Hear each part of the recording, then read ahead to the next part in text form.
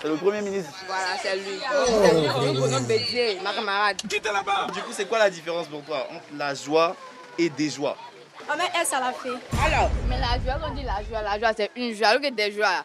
Les joies là sont beaucoup, c'est beaucoup. C'est quoi ça frappé là? Bon, qu'est-ce que la joie? C'est être heureux. Qu'est-ce que des joies? C'est être heureux, mais beaucoup.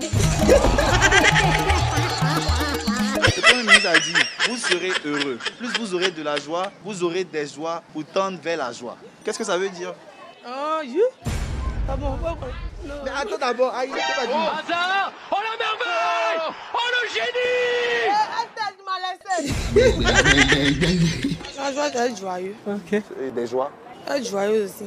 C'est la même chose. Il n'y a pas de différence. Ah bon, donc un élève, des élèves, c'est pareil? Oui, c'est la même chose. C'est ça les élèves.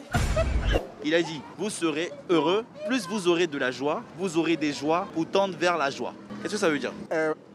Elles ont comme match de Nigeria contre Côte d'Ivoire. Les gars de Nigeria. Marquis n'a pas gagné, il était content. Et puis ils ont perdu.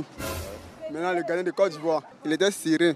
Maintenant, quand le match est fini, là, il a manifesté sa joie.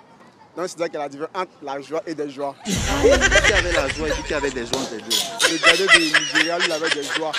Maintenant, le gardien de Côte d'Ivoire, il a eu la joie après la victoire. C'est pas tout ça là même. Du coup, avoir des joies, c'est quand tu es en joie avant la victoire. Avant la victoire. Maintenant, la joie, ça c'est quand tu as la joie après la victoire. Après la victoire. Si vous consumez la souffrance, vous augmentez la joie.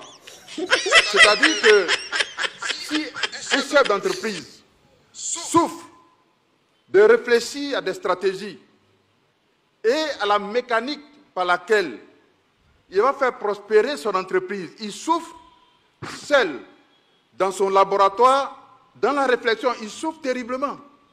Mais à la fin, quand il a trouvé la stratégie, ces entreprises prospèrent et sa souffrance qui a été consumée devient la joie. Vrai ou faux? C'est pourquoi il est recommandé de souffrir dans le travail. Il n'a pas dit au travail, hein? Dans le travail. Pour être en harmonie avec soi. Bon, si on est en harmonie avec soi, c'est-à-dire que si nous rentrons en nous-mêmes, nous devenons un avec nous-mêmes. Et c'est là que se cache Dieu, le Créateur. Il se cache en nous-mêmes. Donc, dans la souffrance, ou dans les souffrances passagères, dans le travail, je n'ai pas dit au travail, je dis dans le travail, en réalité, on va chercher Dieu qui est caché en nous. Parce que pour les grands sages, travailler, c'est prier. C'est un secret que je vous livre. Mes chers filleuls, travailler, c'est prier. Parce que quand vous travaillez, vous n'avez pas le temps de critiquer les autres. Ça, c'est vrai. Vous n'avez pas le temps d'attendre que les autres viennent vous aider. Vous travaillez et vous cherchez. Donc vous priez. Travailler, c'est prier. Retenez cette phrase. Pour avoir la paix en soi. Avoir la paix avec Dieu. Vous êtes donc au début de votre carrière. Prenez tout ce que je viens de dire comme des matériaux grossiers. Il faut aller maintenant polir ce que je viens de dire, nettoyer, chercher, bêcher, repêcher. Vous allez trouver le secret.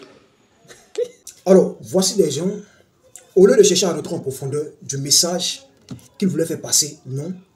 Ces personnes ont préféré se limiter qu'à l'aspect superficiel. C'est dommage. Poussez loin les réflexions. Cherchez à comprendre le fond du message qu'il voulait faire passer. C'est ce qu'il y a de plus important, c'est ce qu'il y a de plus essentiel.